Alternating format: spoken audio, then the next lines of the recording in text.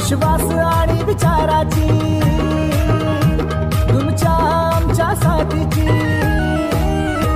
विश्वास आणि विचाराची तुमच्या आमच्या साथीची, झेप आपल्या एकीची, झेप आपल्या एकीची, महाराष्ट्राच्या प्रगतीची, ही वाट सहकाराची समृद्ध भारताची, ही वाट सहकाराची समृद्ध भारताची। नमस्कार, मी मधुकर बोडके, संस्थापक अध्यक्ष सहकार मंच फाउंडेशन।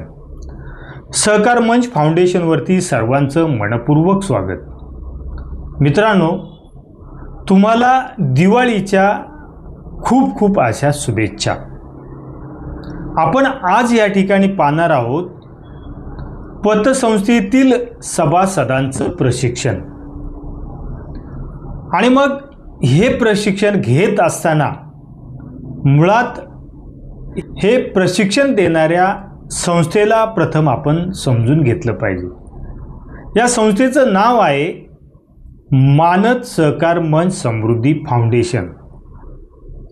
ही जी संस्था आहे, ही संस्था सहकार क्षेत्रासाठी काम करते। सहकार क्षेत्राला बळकटीकरण करण्याचं काम करते। ही संस्था सहकार क्षेत्रातील प्रत्येक घटकासाठी काम करते।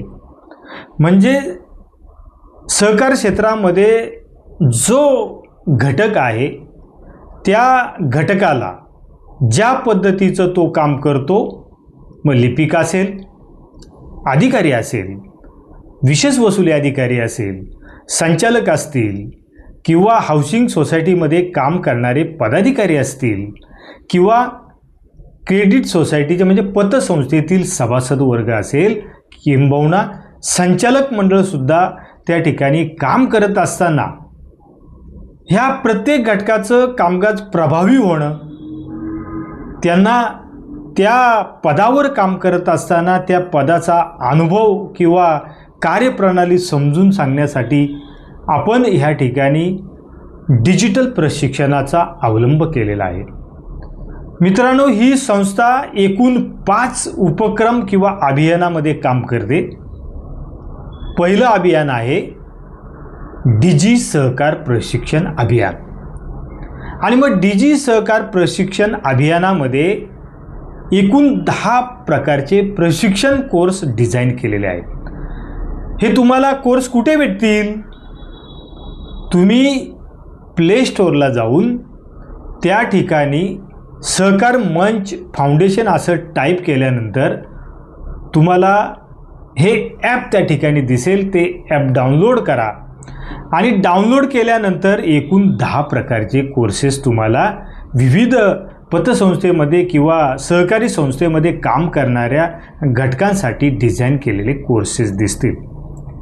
आणि त्यामध्ये सगळ्यात महत्त्वाचा कोर्स किंवा प्रशिक्षण जे आहे ते आहे सभासद प्रशिक्षण।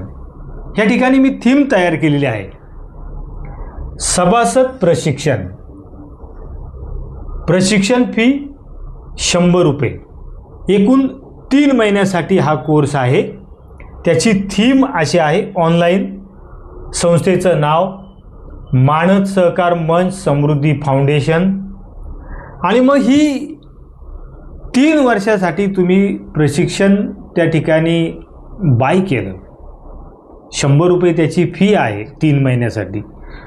मग तुम्हाला त्या ठिकाणी मी जर एखाद्या संस्थेचा सभासद असेल किंवा मला जर एखाद्या संस्थेचं सभासदत्व घ्यायचं असेल तर मी काय त्या संस्थेच्या गोष्टी पाहिल्या पाहिजे याचं संपूर्ण प्रशिक्षण त्या ठिकाणी ह्या डिजिटल प्लॅटफॉर्मवरती सभासदांसाठी डिझाईन केलेलं आहे।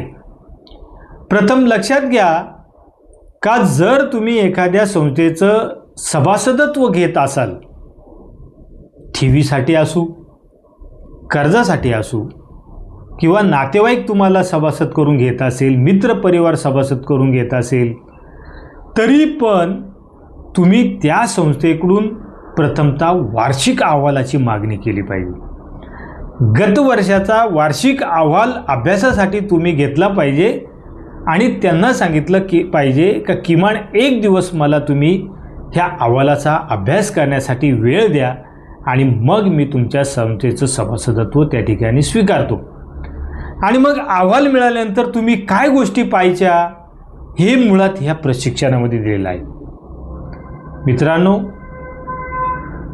पुण्याचे गणेश निमकर जे बँकिंग क्षेत्रामध्ये तज्ज्ञ आहेत, आता जी समिती उच्चस्तरीय समिती स्थापन झाली त्या उच्चस्तरीय समितीचे ते सदस्य आहेत आणि ते प्रशिक्षण सभासद प्रशिक्षण तुमचं घेणार आहे. म्हणून लक्षात घ्या, प्रशिक्षण किंबहुना सभासद प्रशिक्षण हे गरजेचं आहे. आपण आपल्या बाजूच्या इतर देशांचा जर विचार केला, नेपाळ आणि भूतान, तर त्या देशांमध्ये अशी सिस्टम आहे का जर पतसंस्थेचं तुम्हाला सभासदत्व घ्यायचं असेल तर त्या देशातील फेडरेशनचं किमान 3 तासाचं प्रशिक्षण घेतल्याचं सर्टिफिकेट तुमच्याकडे उपलब्ध असलं पाहिजे, किंबहुना ते घ्यावं लागतं आणि मग तुम्हाला त्या पतसंस्थांमध्ये सभासदत्व दिलं जातं.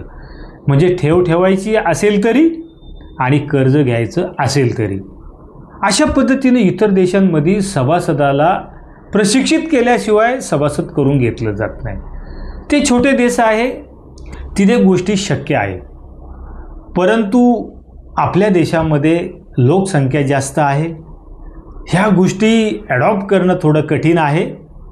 पण ह्या संस्थेने ठरवलं का पतसंस्थेमध्ये असलेला सभासद किंवा पतसंस्थेमध्ये होऊ पाहत असलेला सभासद, ह्या सभासदाला सहकारी संस्थेविषयी किंवा सहकाराविषयी पूर्ण ज्ञान त्या ठिकाणी द्यायचं का जेणेकरून तो जागरूक होऊन सभासद होऊ शकतो.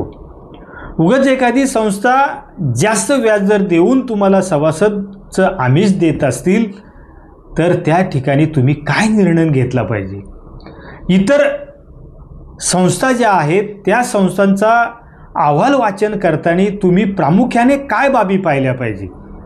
परिशिष्ट अ म्हणजे काय, परिशिष्ट अ मधल्या कुठल्या बाबींवरती तुम्ही अभ्यास केला पाहिजे. NPA म्हणजे काय, निव्वळ NPA म्हणजे काय, ग्रॉस NPA म्हणजे काय, कर्ज थकबाकी म्हणजे काय, थकबाकीचं प्रमाण म्हणजे काय, त्यातील संस्थेतील केलेली कर्ज वाटप कर्ज नियाह केलेली आहे का, ह्या सगळ्या गोष्टी बारीक सारीक तुम्हाला त्या ठिकाणी अभ्यास करून त्या संस्थेचं सभासदत्व घेतलं तर तुम्हाला ते फायदेशीर होऊ शकतं. जर तुम्ही पतसंस्थेचे सभासद आहात तर तुमचं सभासद म्हणून काय अधिकार आहेत, सभासद म्हणून तुम्हाला हक्क काय आहेत किंवा सभासद म्हणून तुमच्या जबाबदाऱ्या पण काय आहेत, ह्या संपूर्ण गोष्टीचं तुम्हाला ज्ञान होणं गरजेचं आहे. म्हणून ह्या संस्थेने ह्या ठिकाणी पतसंस्थेतील प्रत्येक सभासदाला त्या ठिकाणी प्रशिक्षण देण्याचं ठरवलेलं आहे. ही प्रशिक्षण शुल्क जो आहे तो अगदी नगण्य 100 रुपये आहे.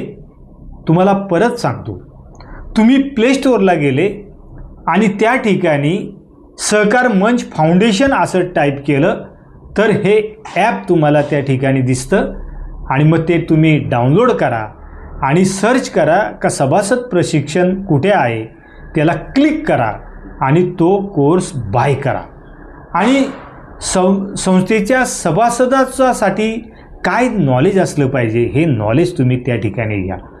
मित्रांनो, दुसरी गोष्ट अशी आहे का मानद सहकार मंच समृद्धी फाउंडेशन ही संस्थासुद्धा समजून घ्या. ही जी संस्था आहे सेवाभावी संस्था आहे. ह्या संस्थेची वेबसाईट आहे www.sahakarmanchfoundation.in. ह्या वेबसाईटला भेट द्या. ह्या वेबसाईटमध्ये तुम्ही प्रवेश करून त्या वेबसाईटचा पूर्ण अभ्यास करा. यामध्ये बोर्ड ऑफ डायरेक्टर कोण आहे, नंतर संस्थेची अभियानं काय आहेत, कशा पद्धतीने कार्यप्रणाली ह्या संस्थेची आहे, हे सगळं तुम्ही समजून घेतलं तर निश्चित पद्धतीने तुमच्या लक्षात येईल का ही संस्था सहकारी संस्थेतील प्रत्येक घटकासाठी काम करते. म्हणून मी तुम्हाला आव्हान करतो, ह्या सभासद सहकार प्रशिक्षणमध्ये तुम्ही सहभाग घ्या आणि ॲज अ सभासद म्हणून तुम्ही काय जागरूकता तुमच्यामध्ये कशी असली पाहिजे, संस्थेचा अभ्यास कसा केला पाहिजे याचं पूर्ण नॉलेज ह्या ठिकाणी सभासद प्रशिक्षण ह्या प्रशिक्षण कोर्समध्ये तुम्हाला त्या ठिकाणी भेटेल. मित्रांनो, हा व्हिडिओ तुम्ही ऐकलात, पाहिलात त्याबद्दल धन्यवाद. जय हिंद, जय महाराष्ट्र, जय सहकार. धन्यवाद.